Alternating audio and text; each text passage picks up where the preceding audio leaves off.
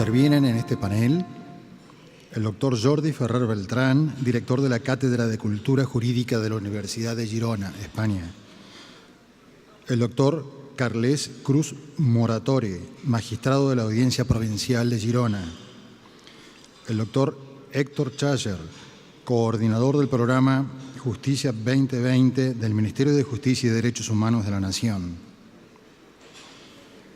El doctor Horacio Lynch, cofundador, expresidente del FORES, especialista en seguridad jurídica.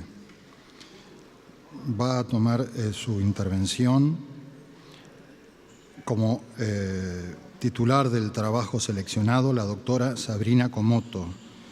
Este panel va a ser moderado por el doctor Marcelo Gobi, miembro del Comité Ejecutivo de FORES. Tienen la palabra.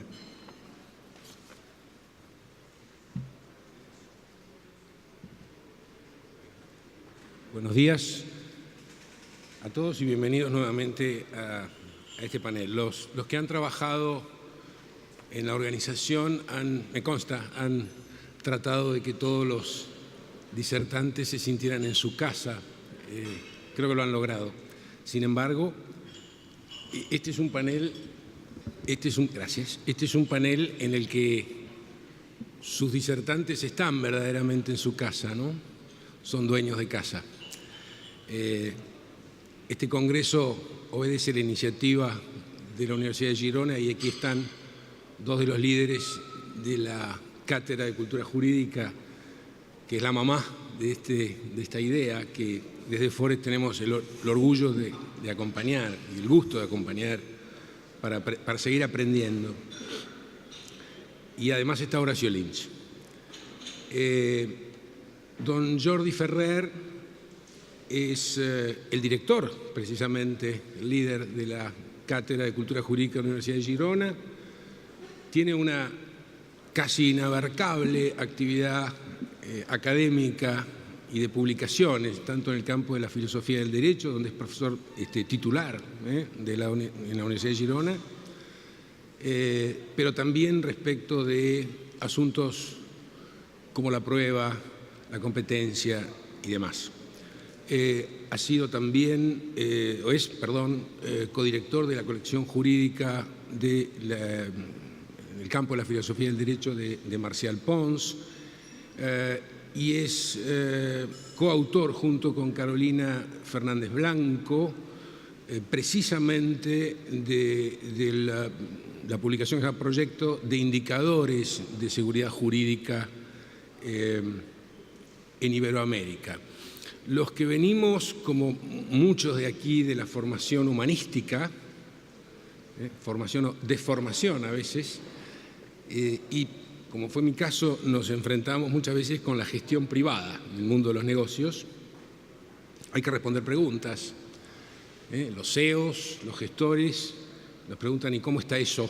¿No? Y nosotros tenemos la tendencia a decir mejor, peor, bueno, malo, gordo, flaco, alto, sube o baja, ¿no? Y entonces este señor que es ingeniero nos dice, lo que no se mide no se gestiona. Generalmente lo que no se reconoce no se repite, además, ¿no?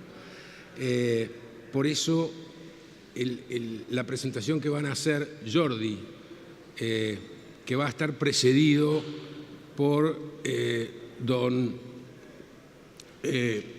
Carles Cruz Moratones, también uno de los líderes de la Cátedra de Cultura Jurídica de Girona, que es magistrado de la Audiencia Provincial de Girona, ha sido profesor y es profesor invitado en muchísimos centros de primer nivel en el mundo académico, ha trabajado y trabaja muchísimo como experto, por ejemplo, en violencia de género, ha sido coordinador y portavoz en Cataluña de la organización Jueces para la Democracia, tiene una rica experiencia tanto en el mundo de las ideas de alta generalidad como en lo de todos los días, porque es un magistrado que se dedica precisamente a resolver problemas. Y finalmente, la complementación me parece que va a ser muy rica porque también nos acompaña don Horacio Lynch. Horacio Lynch es cofundador del Fores, titular de Lynch y Asociados, una firma de abogados. Y Horacio, la mejor manera de presentarlo, siempre digo que es algo parecido a lo que hoy es Google, pero con muchísima más inteligencia agregada en la información que la que nos entrega Google, ¿no? Cualquiera que quiere saber algo en la Argentina respecto del funcionamiento de la justicia, proyectos, reformas, iniciativas, en la era AG, antes de Google, pero también después de Google, recurre a Horacio Lynch.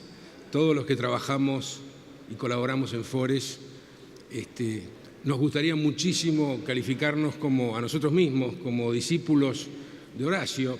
Eso sería demasiado arrogante. Somos una especie de aspirantes a apóstoles, en todo caso, de Horacio Lynch. Y finalmente nos acompaña también la doctora Sabrina Coromoto, que es la profesional que ha sido distinguida con su trabajo, que analiza precisamente la seguridad jurídica a la luz de los decretos de necesidad de urgencia, un instrumento legal no exento de polémica a la hora de pensar en la Constitución, en la división de poderes, y ella misma nos va a dar la interpretación auténtica de su trabajo después de nuestra interacción. Dos pedidos que les voy a hacer. Vayan pensando y anotándose mentalmente las preguntas a medida, por supuesto, que vayan surgiendo. Lo más rico siempre es la interacción. Y también les voy a pedir a los disertantes que no se inhiban de comentar lo que ha dicho algún otro, es decir, que dialoguen también entre ellos. Vamos a tratar de facilitarlo, un poco más de interacción también de este lado de la mesa. Tengo mucho gusto en presentarles entonces al primero de nuestros disertantes, don Carles. Sí.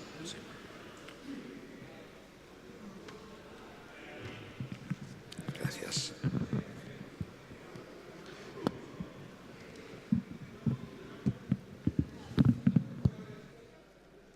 Buenos días a todas y a todos. Bueno, tengo encomendado un poco explicar por qué se inició el primer Congreso de Seguridad Jurídica y Democracia y que nos ha llevado hasta hoy, aquí, a Buenos Aires, y cuáles eran los propósitos iniciales de esta empresa. En aquel momento, en el año 2010, yo era miembro del Consejo General del Poder Judicial del Reino de España y recibimos la invitación por parte de la Universidad de Girona y en la persona del doctor Jordi Ferrer de poner en valor el concepto de seguridad jurídica. Para ello, pues queríamos iniciar un debate en toda la región iberoamericana sobre la seguridad jurídica, pero bajo dos parámetros que nos parecían esenciales. El primero, vincularlo a la palabra democracia. Nadie duda que en una dictadura también puede haber seguridad jurídica, de otra forma. Lo que significa en el ámbito de la no democracia, muchas veces la petrificación del derecho, muchas veces la consolidación de injusticias y, en otras muchas ocasiones, reacios a cambiar las cosas. Entonces, nosotros decíamos, pues tenemos que abrir el debate en nuestra región sobre seguridad jurídica y democracia, vinculado a lo mismo. El otro gran objetivo, el otro gran propósito de este partenariado entre el Consejo y la Universidad de Girona pasaba por intentar aportar la posibilidad de que hubiera indicadores para que pudiéramos medir en el futuro la seguridad jurídica en nuestros países. era un poco también un interrogante, pero no bastaba con hablar solo de seguridad jurídica y democracia, sino de dar un paso más y que esta labor que iniciábamos en el Congreso de 2013 tuviera continuidad y pudiera ser útil a todos los operadores a los que luego haré mención. Es decir, que no quedara solo en un debate académico, sino en un instrumento de transformación modesta, pero de transformación de nuestras sociedades. Es verdad, y debo hacer un paréntesis, que cuando uno analiza un tema o se sumerge en un tema, en este caso la seguridad jurídica, puede caer en la tentación de que nos pasa a los juristas que a medida que vas estudiando un caso, al final te parece que aquello es lo más absoluto de todo. Intentamos vacunarnos contra esto y dijimos, la seguridad jurídica es un valor instrumental en una democracia, no es un valor absoluto y en la cúspide de todos los valores de una sociedad democrática. No, la seguridad jurídica tiene que servir a la justicia, a la democracia, a la solidaridad, a la participación en nuestras sociedades democráticas. Por lo tanto, no nos dejemos llevar por el apasionamiento del investigador y lleguemos a la conclusión de que todo es seguridad jurídica. No, seguridad jurídica es un valor instrumental al servicio de los pilares de una sociedad democrática. Compartíamos en esta reflexión con la Universidad de Gerona ab inicio que no hay democracia si no hay seguridad jurídica, que no hay justicia si no hay seguridad jurídica. Vinculábamos y vinculamos la seguridad jurídica, también lo dijo el doctor Malem, a la dignidad humana, a la libertad y a la propiedad. Lo definíamos como una cualidad del ordenamiento jurídico que implica la certeza de sus normas y su previsibilidad en la aplicación. Todo tiene matices, pero el punto de partida podría ser este. Pocas palabras, consideramos que la seguridad jurídica debe ser la cápsula que blinde los derechos fundamentales frente a los tres poderes del Estado. Y digo los tres, no solo dos, sino los tres.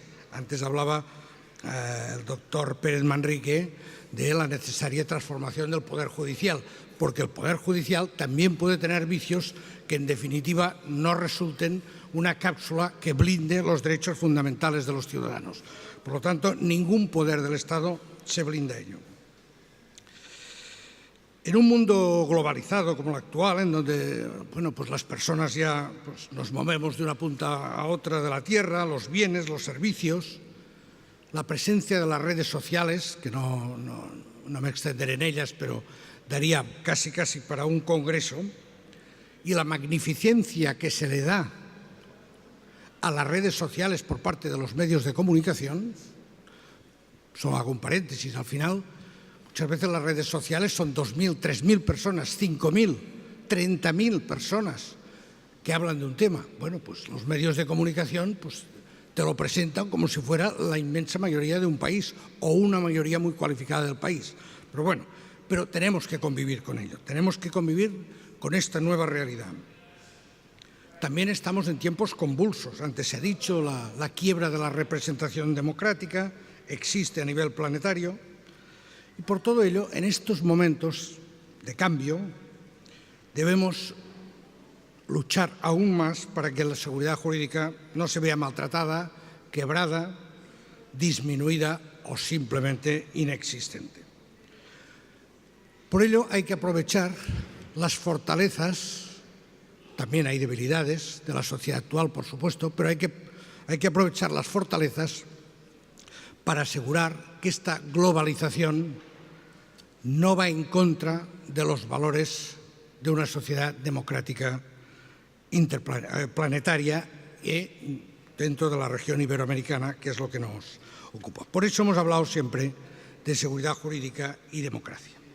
La seguridad jurídica no solo la entendemos desde el punto de vista estático, sino también dinámico, ¿no? Desde el punto de vista estático sería pues, el instrumento de orientación al ciudadano. Antes se ha comentado también por otro panelista anterior la necesidad de que el ciudadano tenga acceso al conocimiento del derecho. Para ello, una de las cosas que nos obliga a todos, sobre todo los que estamos en el mundo forense, es en modernizar nuestro lenguaje. No podemos seguir con un lenguaje arcaico, críptico en muchas ocasiones, que en definitiva lo que hace es preservar nuestra intelectualidad para que los demás no nos entiendan, pero eso sí, tomamos decisiones que afectan a sus vidas. No nos quedamos desde el Poder Judicial en el ámbito puramente académico, sino que tomamos decisiones que afectan a la libertad, a los bienes y a los derechos de los ciudadanos. Por lo tanto, como mínimo, tienen que comprender cuáles son las leyes que se les aplican. Además, la modernización del lenguaje jurídico ya es un mandato que la Cumbre Judicial Iberoamericana de Asunción pues nos encomendó.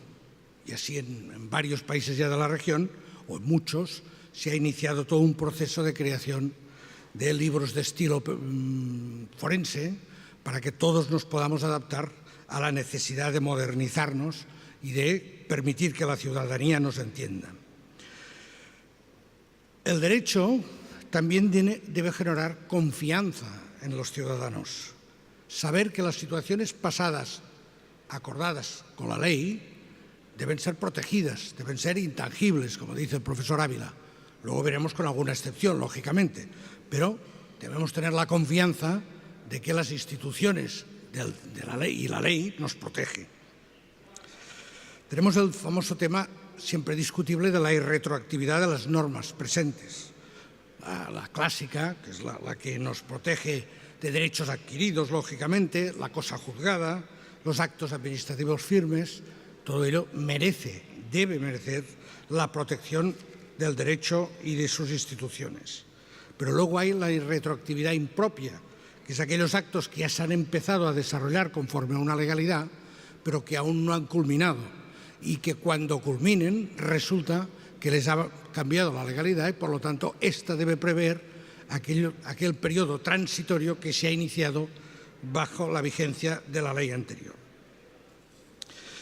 Por eso, la seguridad jurídica tampoco puede servir de excusa al Estado para justificar los efectos en el pasado de la restricción de derechos fundamentales.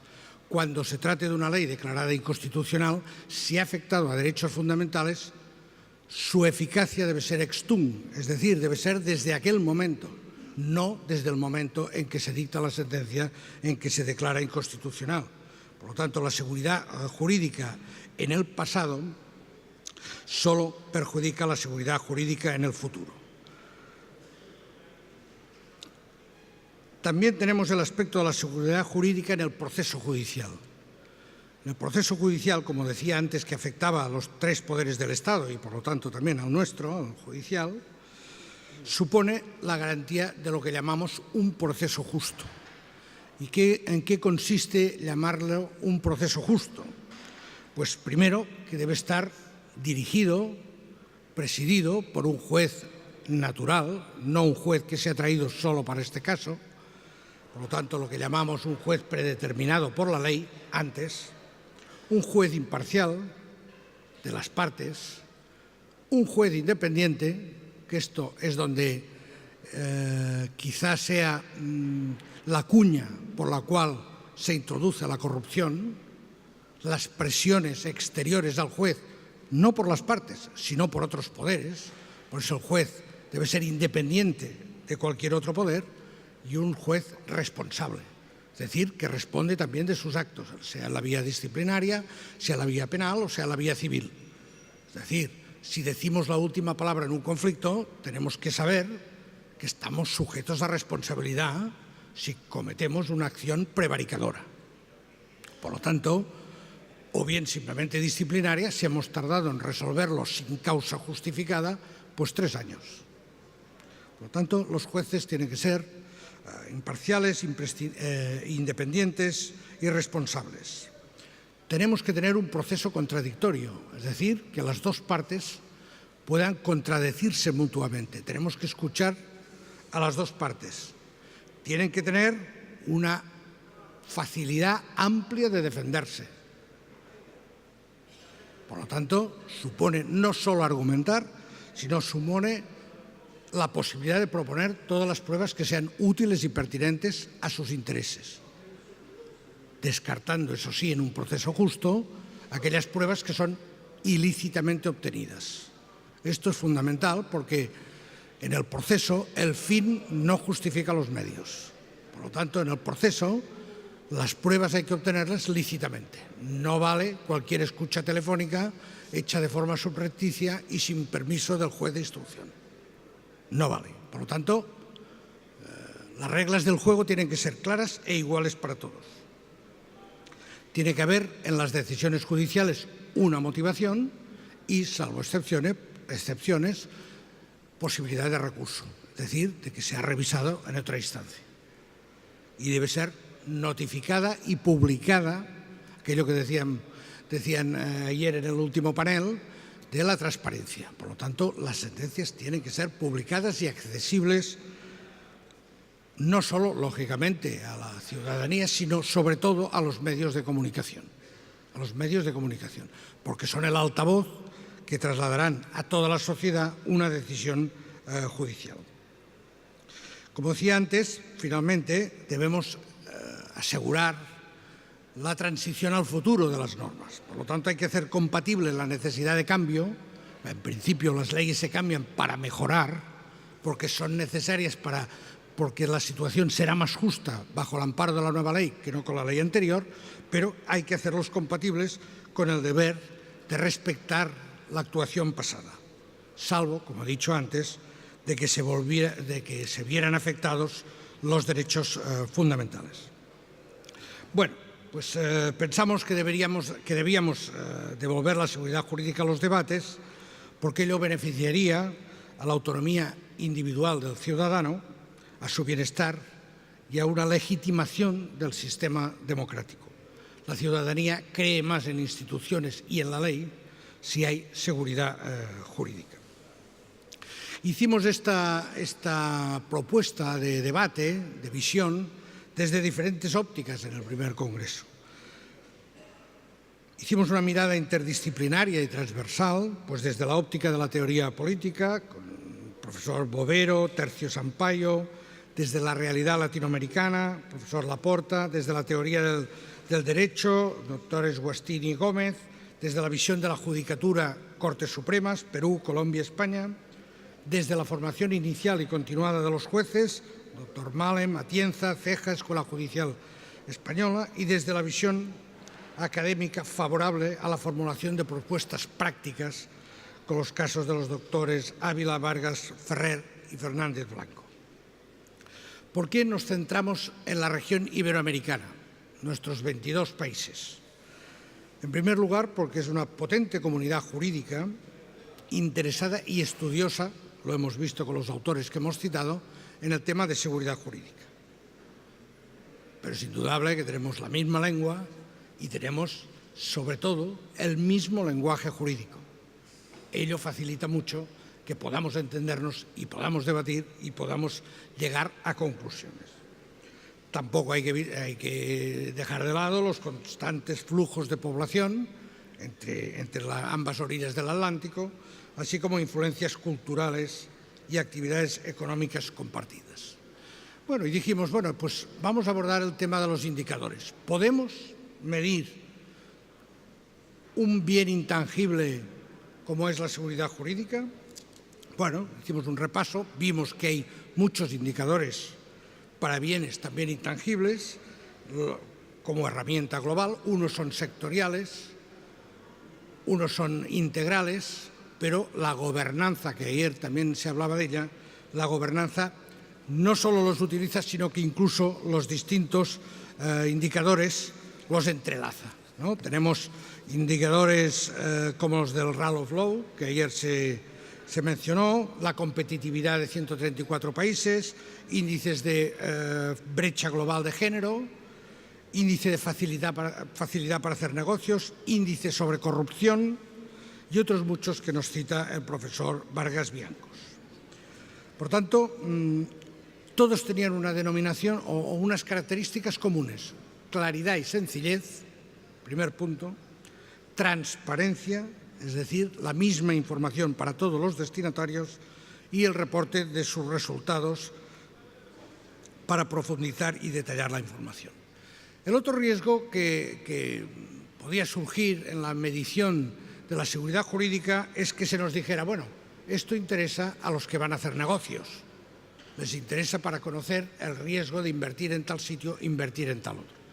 Nosotros entendemos que no es así, que la valoración o la finalidad de la medición tanto sirve para orientar las políticas públicas, por lo tanto la evaluación de las fortalezas y debilidades públicas, primer punto, poderes públicos; fortalecer la decisión de la ciudadanía y de sus organizaciones, por ejemplo, organizaciones no gubernamentales o el ciudadano individual; y facilitar las decisiones económicas y de ayuda social a todos los agentes sociales. Aquí podrían entrar, lógicamente, las sociedades mercantiles. Bueno, ¿y a quién concierne elaborar o participar en la elaboración de estos indicadores? Bueno, pues es transversal, como no podía ser de otra manera. Concierne a académicos, concierne a legisladores, a juristas, a miembros de poderes ejecutivos, a ONGs, funcionarios, empresarios, sociólogos, medios de comunicación. Perdón, Carles, tengo la desagradable misión de asegurar el tiempo para todos. Muy bien, muy bien, muy bien. Ya finalizo. Bien. ¿Se trata de hacer un ranking de seguridad jurídica entre nuestros países? No. ¿Se trata de que venga una autoridad de fuera, que no sabemos de dónde, de que nos venga a examinar y a medir en cada país? Tampoco. Se trata de que cada país se autoevalúe con unos parámetros que nos pongamos todos de acuerdo que son necesarios analizar, pero que lo haga cada país. ¿Cómo? Pues a través de equipos independientes, lógicamente, no vinculados a ningún poder público o político, y dirigidos por universidades con equipos transversales, interdisciplinarios y plurales. ¿Cómo se puede hacer esta medición? Pues bueno, proponemos, sujeto a aportaciones siempre bienvenidas, 13 factores, los estudiará el doctor Ferrer, con sus 46 subfactores. Él los analizará, a mí no me da tiempo ni analizarlo. Pero la metodología, simplemente, y acabo con eso, creemos que la metodología es plural, porque de un lado hay que analizar datos objetivos, como puede ser estadísticos, sociales, económicos, judiciales de cada país, y al mismo tiempo hay que estudiar la norma, el derecho en cada país.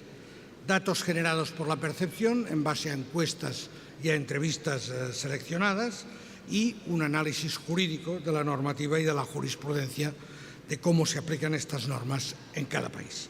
Bien, pues ya doy aquí por finalizada mi presentación y agradezco la benevolencia del moderador. Muchas gracias. Muchísimas gracias, Carles. Don Jordi Ferrer nos va a decir ahora, después que entendimos por qué, para qué y bajo qué principios generales podemos animarnos a desarrollar estos indicadores, Jordi nos va a contar, ¿y entonces cómo?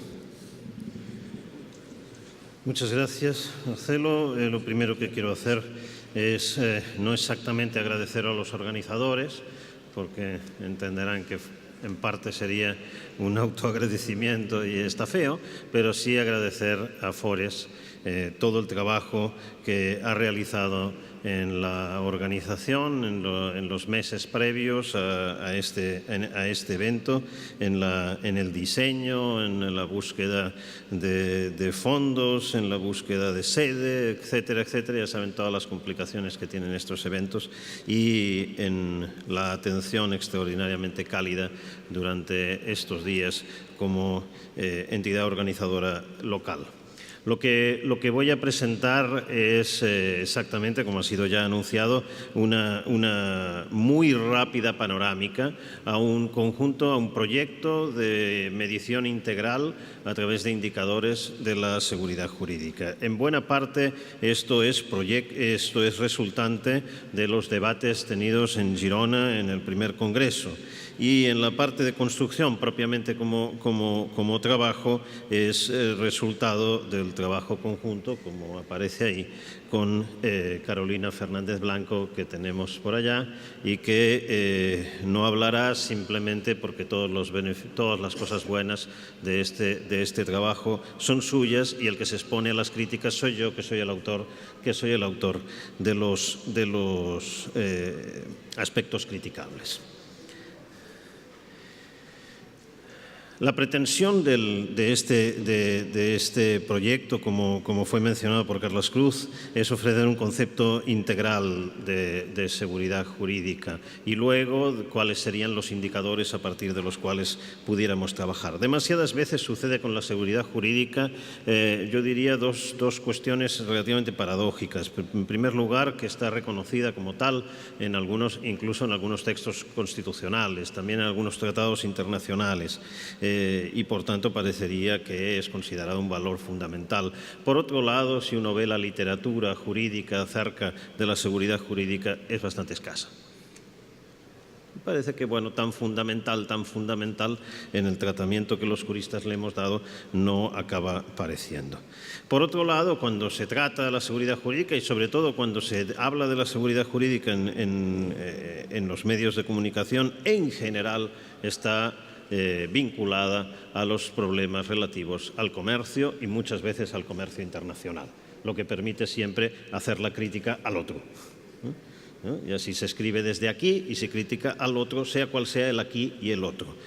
Creo que todo esto es un error y que la seguridad jurídica está vinculada a algo mucho más global que tiene que ver, como se figura en pantalla, con un estado de cosas en que los tres poderes del Estado cumplen de tal forma sus funciones que garantizan la confiabilidad y previsibilidad que hacen posible el ejercicio de los derechos y el cumplimiento de las obligaciones por todos los ciudadanos del Estado.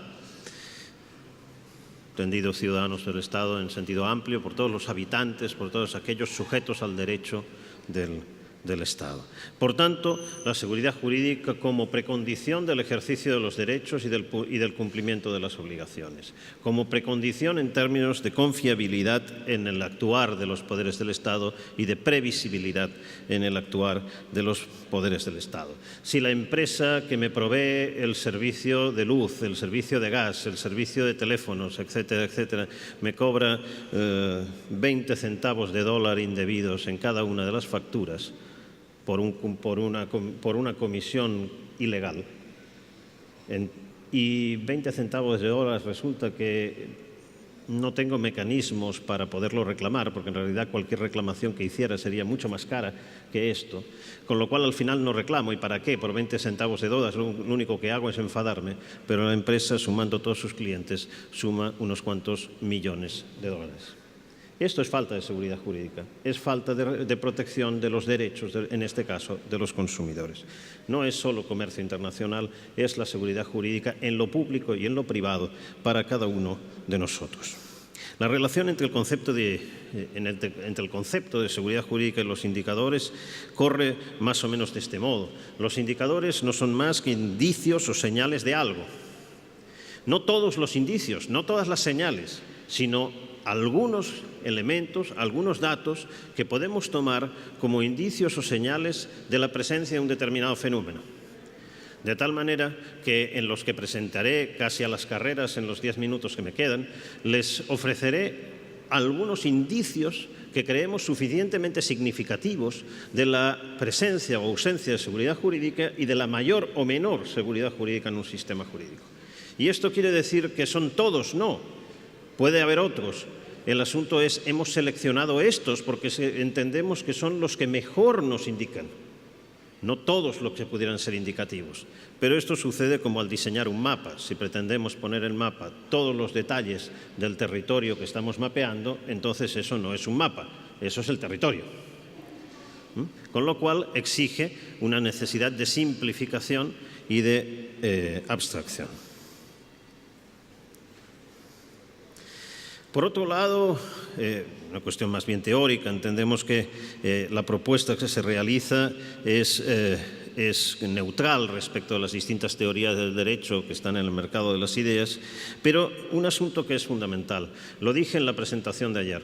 A mi entender, la seguridad jurídica no está vinculada con la democracia. No está vinculada con la democracia. Es decir, la seguridad jurídica no garantiza la democracia y no siempre que hablamos de sistemas democráticos tenemos suficiente seguridad jurídica. Ahora bien, la seguridad jurídica es una precondición de la calidad democrática. No puede haber una democracia de calidad sin seguridad jurídica. Esto es, sin confiabilidad y previsibilidad en el funcionamiento de los poderes del Estado.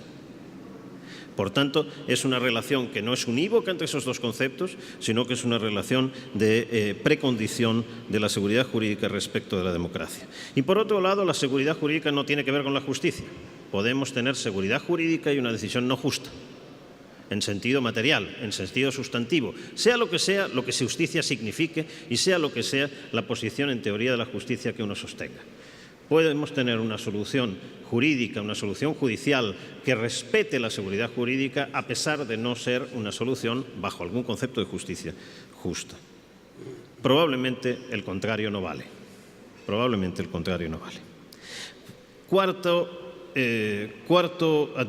advertencia. Los distintos indicadores que presentaré son indicadores de distinto tipo. Hay indicadores de aplicación binaria, esto es sí o no. No son graduales, o se dan o no se dan, mientras que hay indicadores que son graduales, se pueden dar en mayor o menor grado. Por último, hay indicadores que son subjetivos y otros que son objetivos. Hay indicadores que son cualitativos y otros que son cuantitativos. Y esto exige que respecto de cada uno de los indicadores tengamos sistemas de medición distintos.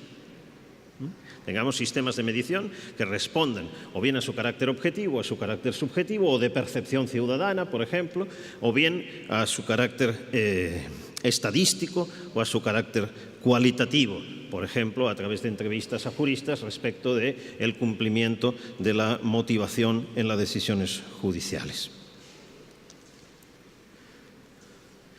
Bien, vayamos a verlos. Desgraciadamente no podré hacer más ahora que hacer un rapidísimo repaso. Son 14 factores o indicadores principales y 46 subfactores o subindicadores. Por tanto, no puedo en los minutos que me quedan evidentemente comentarlos in extenso. Pero también diría lo siguiente, están organizados en función de los roles de los poderes del Estado, no exactamente de los poderes del Estado, de los roles de los poderes del Estado. Así tenemos al inicio, en el titular principal de esta filmina, los indicadores respecto al poder emisor de normas. Evidentemente, este es el legislativo, pero también el ejecutivo cuando ejerce el poder de emisión de normas, de reglamentos, de decretos, etc. No exactamente es el legislativo, sino cualquiera de los que ejercen el poder de emisión de normas en el derecho.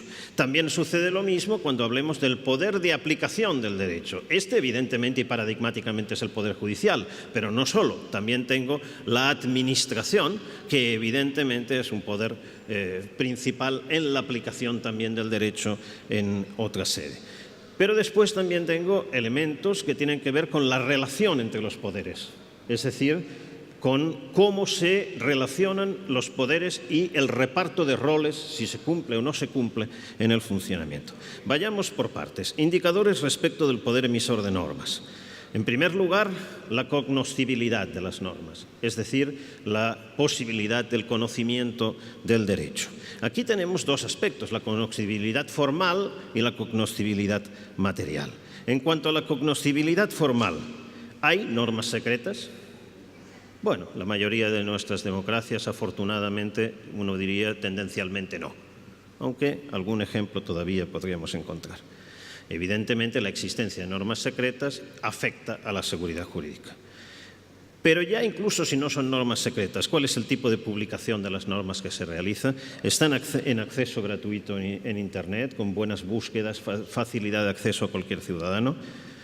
Se especifican las nuevas normas, aquellas a las que reemplazan o derogan, de tal manera que sea posible conocer fácilmente cuál es el derecho vigente en ese país. Se corresponden los títulos de las leyes con sus contenidos, o los títulos muchas veces esconden algunos contenidos de tal manera que nos perdemos regulaciones por falta de conocimiento. Se traducen las leyes, las normas en general, a todos los idiomas oficiales, nacionales y regionales del país para mayor y facilidad de conocimiento por todos los ciudadanos. ¿Cuál es la ratio de codificación? ¿Existen leyes ómnibus? Es decir, leyes paraguas bajo las cuales se regulan 40 materias cada año, como por ejemplo sucede en España con las leyes de acompañamiento de los presupuestos generales del Estado. De tal manera que en esa ley se ponen tal cantidad de cosas que uno tiene que ir a buscarla siempre, a leer artículo por artículo, porque no sabe si a través de la ley de acompañamiento del Estado, de los presupuestos generales del Estado o de la comunidad autónoma que se trate, se ha regulado también si puedo llevar zapatos negros o los debo llevar azules. Cognoscibilidad material. Y aquí tomamos dos elementos, dos indicadores que pudieran ser suficientemente indicativos de lo que estamos hablando. En derecho penal, existencia de normas penales en blanco o de tipos penales abiertos. La existencia de normas penales en blanco, de tipos penales abiertos, efectivamente afecta a la cognoscibilidad del derecho, porque no sabemos cuál es la acción típica, porque no sabemos cuál es la acción prohibida. Y lo mismo sucede en el derecho tributario, cuyo lenguaje a veces no es comprensible para legos, no tiene un lenguaje claro y sobre todo no es autosuficiente normativamente, lo que produce otra vez dificultades de conocimiento del derecho. Respecto del poder emisor de normas, seguimos seguridad y estabilidad legislativa.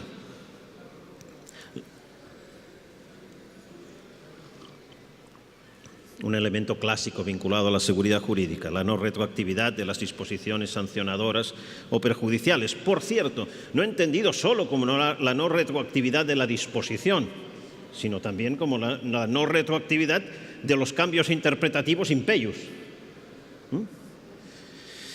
La duración y vigencia de las disposiciones. Si tenemos una regulación que es modificada 20 veces en 2 años, tengo un problema de seguridad jurídica, porque tengo un problema de falta de estabilidad en el derecho. Por tanto, a mayor estabilidad, mayor seguridad jurídica, mayor duración de la vigencia de las disposiciones. Evidentemente no pretendemos con esto normas eternas, porque entonces la seguridad jurídica debe equilibrarse con otras cuestiones también. La adaptación al cambio de realidades, etcétera, pero esto no es 20 veces en 2 años. La duración del sistema de gobierno y mantenimiento de la vigencia de normas generales del sistema de gobierno anteriores, de sistemas de gobiernos anteriores. Los cambios de sistema de gobierno, ya no de gobiernos, de sistema de gobierno, producen evidentemente, afectan a la seguridad jurídica. Y en la medida que además no esté garantizada la vigencia o no, y se conozca la vigencia o no de las normas dictadas por sistemas anteriores, tengo otra vez un problema de seguridad jurídica. Pero también lo tengo cuando la duración de los poderes ejecutivos y legislativos sistemáticamente no se corresponde con la duración prevista en el sistema. Tuvimos, por dar un ejemplo, en Italia durante 50 años gobiernos que de promedio no duraron más de 6 meses. La continua caída de los gobiernos, de la inestabilidad, en este caso en el poder ejecutivo, evidentemente afecta también a la seguridad jurídica. Respecto del poder ejecutivo, la estabilidad, la transparencia y la eficacia de la administración. Lo que pudiéramos medir con elementos como los que ahora están señalados en pantalla. El porcentaje de los empleados públicos que lo son por concurso u oposición. Raramente esto viene vinculado con la seguridad jurídica y en cambio entendemos que el cambio constante de empleados públicos derivado de la ausencia de sistemas de selección de los empleados mediante concurso u oposición produce una vinculación entre el empleado público y la preferencia política, lo que produce una vinculación entre las actuaciones del empleado público y la preferencia política en lugar de con el derecho. Con lo cual, la vinculación política de los empleados públicos es una afectación a la seguridad jurídica. Tomaré 2 o 3 minutos, moderador, si me lo permite. La ratio de rotación de empleados públicos contratados vinculado a los cambios de gobierno. Esto está vinculado con el anterior. Obviamente, mayor rotación, menor seguridad jurídica. El nivel de corrupción. El nivel de informatización de los procesos administrativos, que por cierto también está vinculado con el nivel de corrupción. A mayor informatización, mayores dificultades para la toma de decisiones corruptas porque mayor transparencia. Nivel de integración de la administración pública, especialmente en sistemas federales. De la relación entre poderes. La independencia judicial, tanto por su sistema de nombramiento, por mérito y capacidad, como por su permanencia como el gobierno judicial, de la independencia de ministerios públicos en los mismos factores. Y el balances y contrapesos entre poderes, la posibilidad de recurso judicial contra decisiones estatales, o un indicador que entendemos que puede ser un buen indicador del control judicial de la administración, como es el volumen de condenas al Estado, tanto por responsabilidad civil como por anulación en contencioso administrativo. Las excepciones y facultades excepcionales, el ejercicio de esas facultades excepcionales, la cantidad de decretos con contenido legislativo, después hablaremos de esto, a mayor ejercicio por el Poder Ejecutivo de un rol que es legislativo, menor seguridad jurídica, la declaración de estados de emergencia, la frecuencia y duración con que esto sucede afecta a la seguridad jurídica, el índice de indultos y medidas de gracia o de amnistías tributarias o de blanqueo de capitales. Y voy terminando. Respecto del poder aplicador de normas, la publicidad de los procesos y las decisiones, lo que, cuidado, no quiere decir retransmisión en televisión de los juicios. No es de esta publicidad de la que estamos hablando. La obligatoriedad, el cumplimiento y su calidad de la obligación de motivar las resoluciones judiciales y la calidad de esta motivación. La existencia de doble instancia judicial, atención, no solo respecto del derecho, sino también respecto de los hechos, lo que muchas veces se pone en cuestión. La facilidad de acceso a la justicia. La estabilidad interpretativa. La estabilidad interpretativa, esto es, que se produzca una estabilidad por parte de los jueces y tribunales en la interpretación que realizan del derecho. Si no hay esa estabilidad, si no se produce esa estabilidad, cosa que solo la cultura jurídica puede acabar produciendo, entonces tengo problemas también de seguridad jurídica y evidentemente también aquí el nivel de corrupción de la Administración de Justicia. Última filmina, la efectividad de los procesos judiciales para la resolución de los conflictos. Tiempo medio de duración de los procesos. Mayor duración de los procesos, menor seguridad jurídica, porque tengo menos eficacia en la protección de mis derechos. Efectividad de las medidas cautelares respecto de la ejecución de sentencias.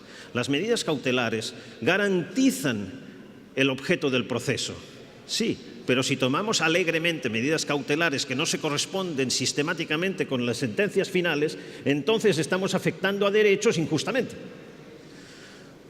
Basta mencionar los índices de prisión preventiva en muchísimos países que no se corresponden después con las sentencias condenatorias. A esos sujetos se les han sometido a medidas cautelares injustas. Tiempo y duración y eficacia de la ejecución de sentencias, reconocimiento de instancias internacionales, cumplimiento de las decisiones de esas instancias internacionales, tercerización vía DR. Y en estos diría las últimas palabras al respecto de esta ponencia. Habría que poner la atención, y creo que no se hace habitualmente, que la tercerización vía mecanismos alternativos de resolución de conflictos puede producir seguridad, incluso, por ejemplo, seguridad comercial, seguridad en el tráfico, etcétera, pero normalmente no seguridad jurídica. Y, por tanto, la tercerización de la resolución de conflictos a otros mecanismos que no son el mecanismo de resolución de conflictos propiamente jurídico es una afectación a la seguridad jurídica. Y, por tanto, la mayor tercerización, menor seguridad jurídica. Existencia de protecciones colectivas de derechos individuales, class actions. Países que, como España, no tienen esos mecanismos de protección colectiva bien desarrollados, producen una falta de seguridad jurídica porque no tengo un buen mecanismo para reclamar esos 20 centavos de dólar, porque, obviamente, la resolución es demasiado costosa. Últimos dos, la eficacia normativa. Los índices de criminalidad, de procesamientos y de condenas. No podemos hablar de seguridad jurídica si tengo altísimos índices de criminalidad en un país. Quiere decir que el derecho no está protegiendo los derechos de los ciudadanos, aun cuando lo haga en la letra de la ley, aun cuando lo haga en el Boletín Oficial del Estado. Pero quiere decir que el derecho no está cumpliendo su función, el nivel de anomia o incumplimiento de las leyes. Y ahí podríamos tomar como ejemplo, como indicador, el incumplimiento de normas económico-financieras, laborales o de tránsito como indicadores de un cumplimiento o incumplimiento generalizado en un país de las normas del derecho. Con esto pensamos que si se desarrollan y se establece una metodología de medición de cada uno de estos, combinando tipos de mediciones subjetivas, objetivas y cualitativas y cuantitativas, pudiéramos llegar a una medición integral de la seguridad jurídica de un país y, por tanto, también a un mejor control de las políticas públicas del ejercicio del derecho de un país, lo que obviamente mejoraría nuestro ejercicio de la democracia. Muchas gracias.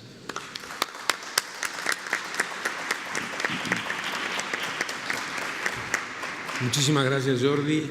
La verdad que es fenomenal el repaso de los problemas que todos vivimos en la región, en nuestros países. Ha sido un inventario de una sistematización de nuestras quejas diarias. Tenemos un problema. Anoche hablábamos que el concepto de almuerzo y de mediodía en España es distinto que en la Argentina. Suelen hacerlo todo más tarde. Esta gente va a tener problemas fisiológicos dentro de muy pocos minutos, que se llama hambre, de modo tal que la víctima de todo esto van a ser Horacio y Sabrina, a la que le pedimos en ese orden, por favor, la máxima concisión posible. Gracias. ¿Sí? ¿Tiene audio? Buenos días, muchas gracias por la presencia de ustedes. Yo estoy muy honrado de compartir este panel con los catedráticos que nos visitan de España y con la doctora que también nos va a enriquecer con su propuesta. Yo voy a hacer una presentación distinta. Lo que voy a hacer, yo le voy a comentar un trabajo que hicimos hace 25 años casi. Es un trabajo que está terminado, está aprobado, está medido y que es muy interesante porque de alguna forma hay similitudes con lo que se ha hecho en Girona y en algunos casos hay algunos pequeños conceptos que son distintos. El tema de la seguridad jurídica a Fores nos importaba sobremanera desde que fundamos Fores, hace 40 años que estamos con este asunto, sobre todo porque nos interesaba relacionar el tema de la justicia con el fortalecimiento institucional del país y también con el crecimiento económico. En nuestro país se habla mucho de economía. La economía es muy importante, no sé si en otros países es así. Pero bueno, para convencer un poco a nuestros gobernantes, a los empresarios y todo eso, nos pareció interesante el tema de avanzar en la seguridad jurídica, relacionándola en este caso con el crecimiento económico. Esas son unas pequeñas diferencias que tengo con el trabajo de Girona. En algún momento apareció una noticia de un concurso que iniciaba DEBA, que era la Organización de Bancos Argentinos en el año 92-93, que era un concurso era sobre la seguridad jurídica y el crecimiento económico. Yo en ese momento era presidente de Fores, me pareció interesante preparar un trabajo para presentar nuestras ideas. Así formé un equipo interdisciplinario con un economista muy joven, el doctor Roberto Basalo, y con otro director de Fores, que era el doctor Horacio Suárez Vidondo.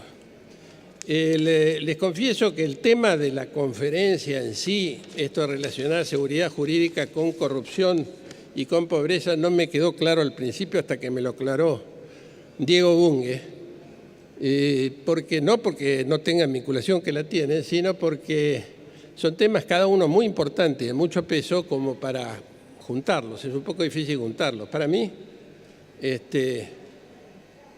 la pobreza es una consecuencia de la falta de seguridad jurídica, claramente. Y con más seguridad jurídica puede haber crecimiento económico, es más inversiones, y los menos favorecidos están mejor o pueden estar mejor. El tema de la corrupción actúa por otro lado. La corrupción afecta a la seguridad jurídica, claramente. Como van a ver en los indicadores nuestros, la corrupción figura en 2 o 3 indicadores. De distintas formas actúa. Después de este trabajo, yo hice un estudio también sobre el sobrecosto jurídico, sobre el sobrecosto de las que paga el Estado en las licitaciones públicas, que en general se atribuye a la corrupción. Y en mi trabajo, en realidad, yo consideré que ese sobrecosto se debía más a falta de seguridad jurídica, falta de certeza, sobre todo en el cobro y en la ejecución por el Estado de los contratos, que a la corrupción en sí. Para simplificar esto, nos pusimos a trabajar con este equipo y a mí se me ocurrió tomar como base del trabajo y de los indicadores, tomar como base una conferencia que dictó el recordado Julio Olivera, brillante economista, abogado, rector de la UBA durante mucho tiempo, asesor de la Academia de Estocolmo que discierne los premios Nobel, y tomé su discurso de incorporación a la Academia de Derecho, que fue en el año 1965. Él concretamente habló de 4 componentes de la seguridad jurídica. El primero, la seguridad física. El segundo, los correctos mecanismos de aplicación del derecho. El tercero, la claridad y coherencia del sistema legal. Y el cuarto, la estabilidad. En realidad, para Olivera, seguridad jurídica es casi sinónimo de previsibilidad. Comenzamos nuestro trabajo aprovechando estos indicadores, que los íbamos a tomar como la base, el cimiento de nuestro trabajo. Lo que no sabíamos es qué incidencia cada uno de estos indicadores debía tener en la medición del nivel de seguridad jurídica. Y como no nos dio ninguna pista en su conferencia, Olivera, lo que hicimos es asignarle a cada trabajo la misma proporción, es decir, un 25% a cada uno. Luego hicimos algo muy parecido a lo que hicieron en Girona. A estos componentes, a estos indicadores, los subdividimos cada uno en subcomponentes o subfactores, para hablar en la terminología de ellos. Y así, con estos subfactores, que eran varios cada uno, a ellos sí les asignamos una calificación según nuestro propio criterio. Por ejemplo, en seguridad jurídica hablamos del nivel de, seguridad física, hablamos del nivel de delincuencia, la tasa de homicidios, el nivel de las Fuerzas Armadas, el terrorismo, la represión ilegal, las conmociones públicas también incorporamos, los desastres naturales, la libertad de prensa, la libertad ambulatoria y la violencia. En cuanto a los correctos mecanismos de aplicación del derecho, hablamos del sistema judicial, del nivel de la abogacía, del acceso a la justicia, de los sistemas alternativos de administraciones de resolución de conflictos, de la justicia administrativa y del Estado en juicio. En cuanto a la claridad y coherencia del sistema legal, hablamos de la vigencia de la pirámide jurídica, de la inflación legislativa que ayer mencionaron, la desregulación, la anomia, el uso adecuado del veto presidencial y varios otros componentes. Finalmente, en cuanto a la estabilidad, hablamos de la continuidad de los gobiernos, básicamente de la continuidad de las políticas de Estados. Hablamos, como un componente muy importante en nuestro país, hablamos de la inflación y también hablamos de la alta presión impositiva, de la alta evasión, expropiaciones y confiscaciones. El resultado de todo esto fue una planilla que volcamos en una planilla Excel. Cada uno de estos subcomponentes daba el nivel del componente principal y sumados estos nos daba el nivel o un porcentaje de seguridad jurídica en el país. Con dos años de trabajo, con 2 décadas ya de trabajo, yo he estado revisando estos antecedentes En este momento agregaría respecto a la seguridad física el problema de las drogas. Algo que me parece muy importante es el respeto a la autoridad, que en la Argentina ha caído mucho. En cuanto a la aplicación del mecanismo de aplicación del derecho, nos encontramos hoy en día en la Argentina con gravísimas acusaciones contra el presidente de la Corte Suprema de Justicia, contra la Procuradora General de la Nación y acusaciones de corrupción contra el Consejo de Magistratura, es decir, las 3 autoridades máximas del sistema judicial. En cuanto a la claridad y coherencia de las normas, hablamos de cambios bruscos que hemos tenido, la reforma constitucional del año 94 y el reciente cambio de sustitución del Código Civil que nos regía desde el siglo pasado. Y en cuanto a la estabilidad, hablamos o agregaría señales contradictorias que se están dando en el gobierno. Por ejemplo, esto que se está haciendo ahora de dar carta de ciudadanía y de favorecer a las ocupaciones ilegales. Así que se instala el gobierno de la ciudad en una villa que ha sido tomada, ha sido producto de una ocupación ilegal o inclusive el BID. Recientemente el doctor Astarloa nos hablaba de la Villa Rodrigo Bueno y de alguna forma me parece que esto, que me parece muy positivo en algún aspecto, también hay que ver cómo contrasta con aquella gente muy pobre que también se ha roto el lomo para comprarse un lotecito. 2 palabras finales, porque me están pasando un papelito. Con esta planilla lo que hicimos, la tenemos que someter a algunas pruebas. Los indicadores que nosotros habíamos propuesto y la calificación los sometimos a varios focus group.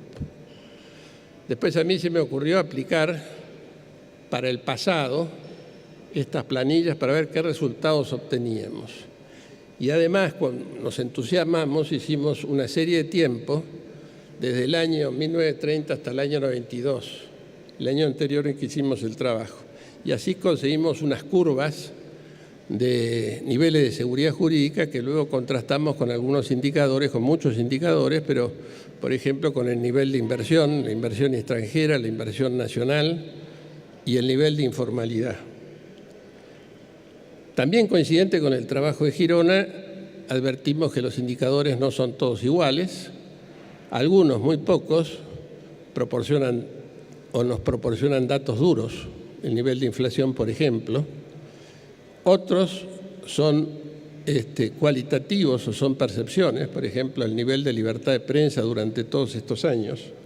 Y entonces el economista, que era un muchacho joven, era discípulo del ingeniero Arturo Viñoli, rector de la Universidad Austral, que es el introductor en la Argentina de los principios de la matemática borrosa, y él nos sugirió aplicar estas fórmulas matemáticas para tratar de reducir la incidencia de la subjetividad de los calificadores en la calificación de estos distintos índices. De esta forma nosotros preparamos como un anexo del trabajo, preparamos esta fórmula matemática de matemática borrosa para producir este resultado. Este trabajo se presentó, entre otros, en un Congreso de Economía Política Internacional de Tucumán que tuvo resultados muy Estamos en tiempo, Horacio. interesantes. Bueno, me piden que termine. Coincido que el término seguridad jurídica no coincide con el término de la calidad de un gobierno. Para mí es otro tema. Otra cosa que no sé si estoy de acuerdo es que haya indicadores especiales para América Latina o para Iberoamérica. Creo que los indicadores son generales, la aplicación se hará según cada país. Y bueno, termino celebrando la iniciativa de la Universidad de Girona de dar continuidad a este trabajo, digamos, crear una oficina especial, y les agradezco mucho la atención y la paciencia que han tenido conmigo. Muchas gracias, Horacio. Tenemos un conflicto de seguridad jurídica. Por un lado, las normas de manejo del tiempo tenían que ser predecibles, comunicadas, cognoscibles, y por otro lado, la libertad de expresión no podía ser censurada. Así que tuvimos un problema y en eso estamos muy, muy contentos de que esta iniciativa especialmente de Girona, genere nuevas iniciativas a su vez, como por ejemplo el trabajo de Sabrina, que estamos ansiosos de que ella nos lo haga saber, porque en la Argentina, para los asistentes extranjeros, el decreto de necesidad y urgencia es efectivamente un indicador, como decía Jordi, es una invasión, en principio prohibida, en la esfera del Poder Legislativo por parte de quien ejerza la presidencia. Entonces, ahí tenemos un caso muy concreto de un indicador que se dedicó Sabrina a estudiar. Gracias, Sabrina. Felicitaciones por la distinción y adelante. Bueno, muy buenos días. Ante todo, por supuesto, agradecer a la Cátedra de Cultura Jurídica de la Universidad de Girona por esta distinción, un honor. Al equipo de Fores, coorganizador de esta actividad, por permitirnos este espacio para discutir estos temas tan importantes. Como les comentaba recién el doctor Gobi, mi trabajo es un estudio de aplicación de caso. Una de las consignas del Call for Papers era o hacer un estudio teórico o aplicar parte de los indicadores a un caso nacional. Yo elegí esta segunda opción y en particular me pareció que era interesante estudiar el fenómeno de los decretos de necesidad de urgencia en Argentina desde la vuelta a la democracia hasta el 2001, y en el transcurso del trabajo voy a explicar por qué elegí este punto de inicio y este punto de llegada. En primer lugar, a título de una breve introducción, la división de funciones del poder estatal ha tenido una evolución histórica que trato de sintetizar muy brevemente en esta filmina, desde una concentración absoluta de facultades en época de las monarquías absolutistas. En el siglo XIX, al menos en el plano teórico y lo que plasman las constituciones de esta época, es por el contrario una división pétrea de poderes. La Constitución de la Nación Argentina de 1853 adhiere a esta división, prohibiendo absolutamente el ejercicio de facultades legislativas por parte del Poder Ejecutivo. Es en esta época también donde se da el proceso de codificación, de adopción de códigos, con un rol central de los congresos en la legislación. Pero en cambio, a partir de fines del siglo XIX y sobre todo entre comienzos y mediados del siglo XX, asistimos a un fenómeno inverso, que es un progresivo fenómeno de descodificación, de ampliación de las facultades reglamentarias del Poder Ejecutivo y de la Administración en detrimento de los congresos nacionales. Y surge así el reemplazo de la figura del Estado legislativo por un Estado administrador. ¿Cuáles son las causas de este fenómeno? Hay distintas teorías, yo les comparto dos. Una de ellas alude a la complejización de las funciones estatales, del surgimiento de las burocracias, de poderes ejecutivos que tienen que afrontar circunstancias cada vez más complejas, para los cuales, alegan, los procesos de legislación habituales no serían acordes.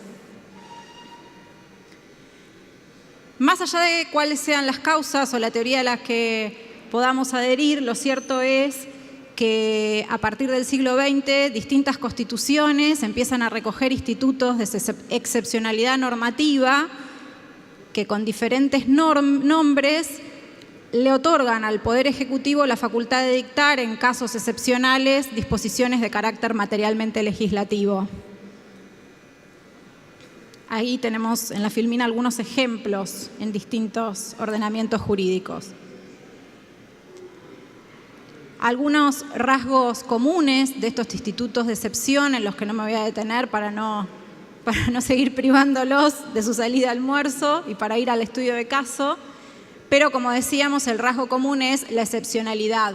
Este sería, creo, el rasgo más importante, que después veremos si en la práctica son tan excepcionales o no. Bueno, recién les decía que en el transcurso del trabajo, no sé cuán claramente que se ve, creo que se llega a ver, por qué elegí 1983 como punto de partida del trabajo.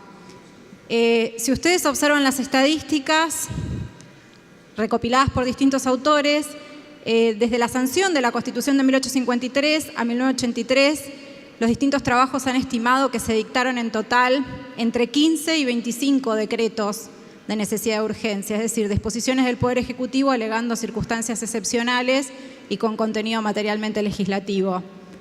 En cambio, a partir de la vuelta de la democracia después de la última dictadura militar en 1983 y hasta 1989, cuando finaliza la presidencia de Alfonsín, esta cantidad se multiplica exponencialmente y tenemos aproximadamente unos 10 decretos de necesidad y urgencia.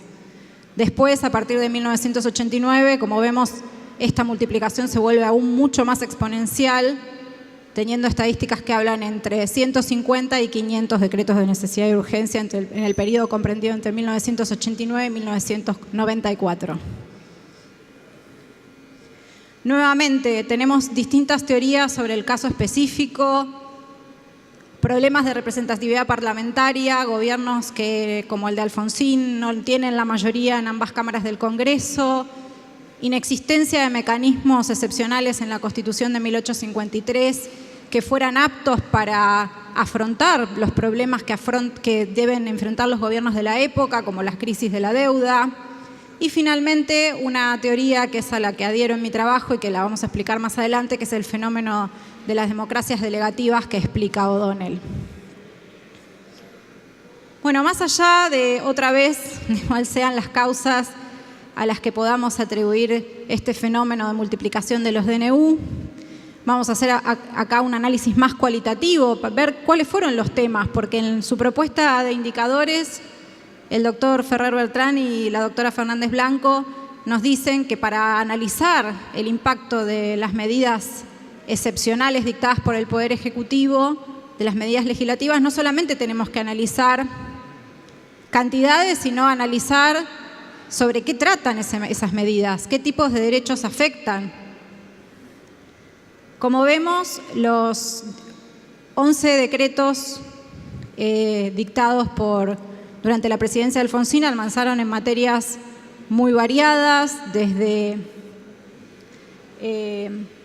y la más sonada y que es considerado por muchos autores como el primer decreto de necesidad y urgencia del gobierno de Alfonsín. Yo considero que hay algunos anteriores que están plasmados en la tabla, pero sin dudas el decreto más sonado de este periodo es el decreto a través del cual se establece el Plan Austral y mediante el cual se cambia la moneda de curso legal en la Argentina, facultad que constitucionalmente estaba y está reservada al Congreso Nacional. Y otro decreto bastante llamativo es uno a través del cual se suspende la intervención del Tribunal de Cuentas como requisito para la validez de los actos del Poder Ejecutivo, que aparentemente habría estado motivado en que justamente el Tribunal de Cuentas había hecho observaciones sobre un decreto de necesidad de urgencia anterior. Esto me parece llamativo destacar respecto al impacto que tiene una medida de esta naturaleza sobre la seguridad jurídica. El control judicial de constitucionalidad, otro de los elementos que nos permiten evaluar el impacto de estos decretos en la seguridad jurídica. La Corte Suprema de Justicia, en el caso Porceli, en realidad no llega a pronunciarse sobre el fondo de la cuestión, porque lo que se cuestionaba en este caso era que el Congreso no había ratificado los DNU. Esto es una práctica en la Constitución Material Argentina que con la reforma de 1994 se plasma como un requisito para la validez de los DNU que deban ser tratados por el Congreso.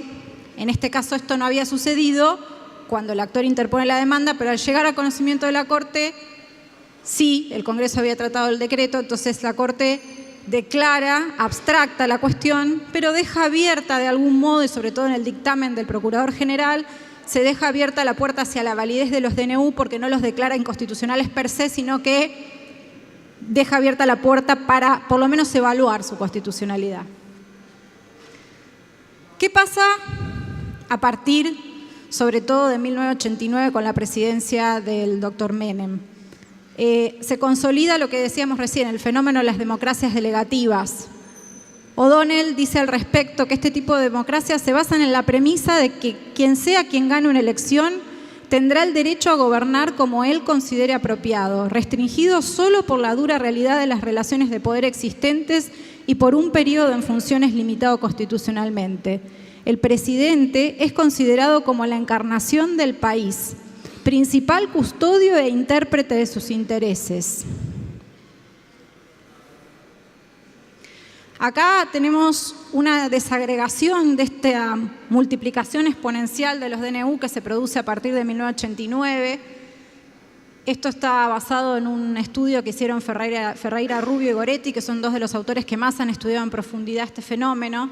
Como vemos, el ranking está encabezado por el tema impuestos, otro tema que la Constitución Nacional reserva expresamente al Congreso Nacional porque hace a una restricción al derecho de propiedad, seguido por el tema salarios, también derecho de propiedad, organismos públicos y los temas que vemos.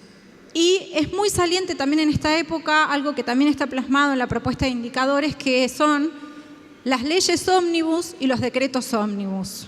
Durante este periodo, muchos de estos decretos se dictan al amparo de las leyes ómnibus de reforma del Estado y de la administración pública, que fueron empleadas como una habilitación casi restricta al Poder Ejecutivo para limitar derechos individuales. Y también megadecretos ómnibus que, según el estudio de Ferreira y Goretti, llegaron a ser derogadas por un decreto ómnibus hasta 40 leyes del Congreso Nacional.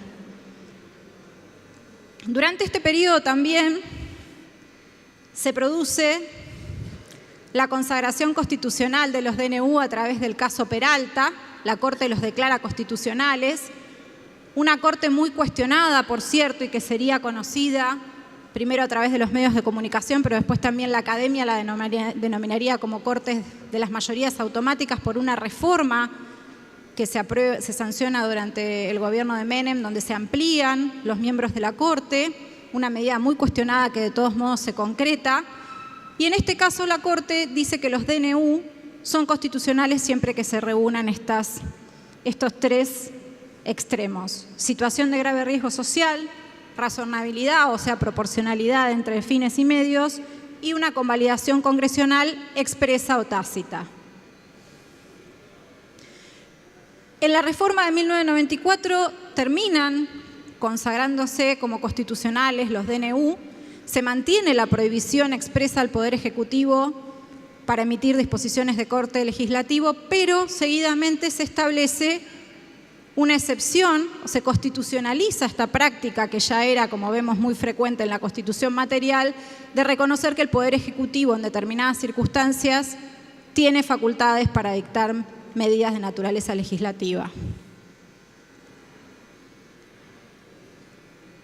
Si esto servía para algunos, hubo un gran debate en torno a esto cuando fue la reforma constitucional. Quienes se oponían a otorgarle jerarquía constitucional a los DNU decían que esto iba a hacer que se dicten más DNU. Quienes estaban a favor, por el contrario, decían que al revés, que regularlos iba a ser una forma de restringirlos. Acá vemos estadísticas. No sé hasta qué punto las estadísticas en sí pueden reflejar el impacto de la reforma constitucional. Bueno, los tiempos son tiranos. Hay un análisis de caso también de cuál fue la actitud de la Corte después de la reforma, que fue dispar según la materia tratada. Generalmente la Corte se inclinó a declarar inconstitucionales los decretos que versaban sobre materia tributaria, los DNU sobre materia tributaria, que como vimos fueron uno de los más frecuentes durante la primera presidencia de Menem. Bueno, ¿y por qué el fin en el corralito financiero? Bueno, el corralito financiero es muy conocido, muy tristemente conocido por los argentinos y por todo el mundo. Fue un DNU mediante el cual el presidente de la Rúa, en el marco de una fuerte crisis económica y social, restringe la libre disponibilidad de los depósitos en moneda extranjera. En cifras, para tener una idea del impacto que esta medida tuvo en la seguridad jurídica y de cómo, en cierta medida, lo que yo digo en mi trabajo es que se terminaron de desvanecer las esperanzas de mayor seguridad jurídica que teníamos con la vuelta a la democracia. En 2012 recibieron 119.162 amparos, de los cuales 119.000 amparos de la ley 16.986 y 23.552 amparos, lo que hace un total de 142.714 amparos referidos al corralito financiero. Esto fue un caos total del sistema judicial. Un caos jurídico, un caos físico. Yo me acuerdo de las noticias donde había riesgos de derrumbe en los juzgados de la cantidad de expedientes que había vinculados al corralito, una situación de total inseguridad jurídica en el marco de cómo se tenían que dirigir las demandas, qué tipo de acción era la más adecuada, los pronunciamientos eran dispares, no había previsibilidad alguna respecto a la solución que iba a dar el juez interviniente. Lo que decía el doctor Ferrer Beltrán hoy, la importancia de que haya una coherencia y una sostenibilidad en el tiempo de las decisiones judiciales y de los criterios con los que se van a decidir los casos. Esto claramente no sucedió, la justicia se vio rebalsada, todos los operadores del sistema jurídico y político se vieron rebalsados. Y me parece que lo más elocuente, más allá de las cifras, son las imágenes. Esto es lo que se vivía en el país en ese momento. Obviamente no fue solamente el corralito fue una consecuencia de una serie de políticas económicas, y estas son las imágenes que creo que mejor plasman y sintetizan lo que se vivía en el país en esa época en cuanto a la ausencia total de fe en las instituciones. La frase más célebre de esta época fue, sin lugar a dudas, el que se vayan todos, un pueblo totalmente descreído de sus instituciones, de su clase política, sin ninguna esperanza en que nadie, en que ninguna institución, ni ejecutiva, ni legislativa, ni judicial, le pueda garantizar sus derechos más básicos. Así que, bueno, a título de conclusión, creo que la seguridad jurídica define a los países en muy buena medida. Una seguridad jurídica en sentido amplio, como se viene remarcando, no solamente entendida como una seguridad para las inversiones, que son un aspecto muy importante, pero sino una seguridad jurídica en general, en sentido amplio, en todos los aspectos de mi vida, desde que salgo de mi casa a trabajar y quiero tener seguridad en mi trayecto, en mi empleo, en las normas que lo regulan, en las autoridades, en quién y cómo va a decidir sobre mis derechos.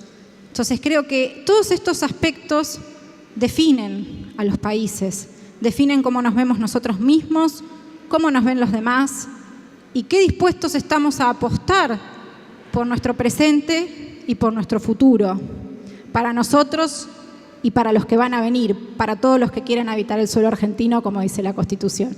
Muchas gracias.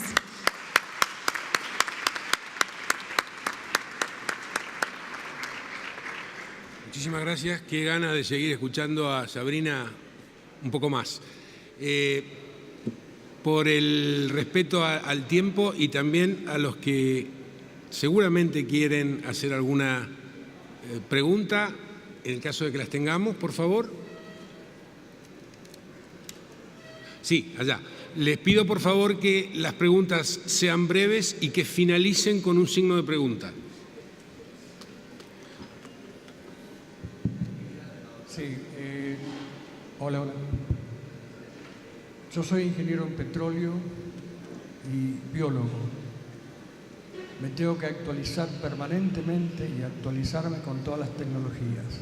Pregunto a toda la mesa, ¿será que hay que cambiar la carrera de abogacía por senderos más concretos y puntuales a la necesidad de la humanidad de hoy?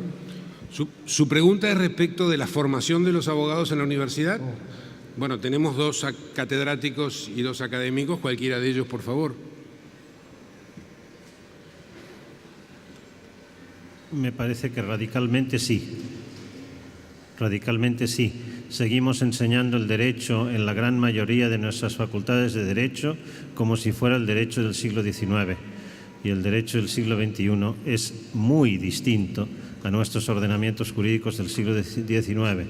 Necesitamos olvidarnos de una transmisión del conocimiento fundamentalmente memorística para desarrollar capacidades argumentativas, capacidades interpretativas, capacidades de análisis de hechos. Necesitamos que nuestros abogados, jueces, fiscales, sean más conocedores de ciencias sociales, de otras disciplinas que necesitan en su actuar. Necesitamos repensar la formación del derecho, sí.